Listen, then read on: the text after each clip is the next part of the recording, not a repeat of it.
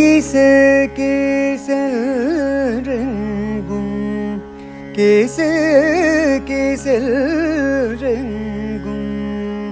ஆனை சாத்தன் கலந்து பேசின பேச்சரவும் கேட்டிலையோ பேய்பிள்ளே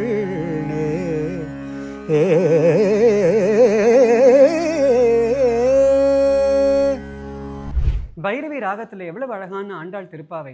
இந்த திருப்பாவையை பாடும்போதெல்லாம் நான் யோசிச்சிருக்கேன், என்னடா அது இந்த ஆனை சாத்தன். ஏன்னா ஆண்டாள் தன் தோழிகிட்ட கேட்குறா, ஆனை சாத்தன் சத்தம் கேட்டும் நீ எழுந்திருக்கலையே. ஆனை சாத்தன்னா என்னன்னு நான் கொஞ்சம் ஆராய்ச்சி பண்ணி பார்க்கும்போது தான் தெரிஞ்சுது, இது வலியன் குருவி அல்லது நம்ம கரிச்சாங்குருவி. இது பார்க்குறதுக்கு ரொம்ப சின்னதாக இருக்கும், ஆனால் பயங்கர அக்ரெசிவ் பேர்டு. இங்கிலீஷில் ட்ராங்கோன்னு சொல்லுவாங்க.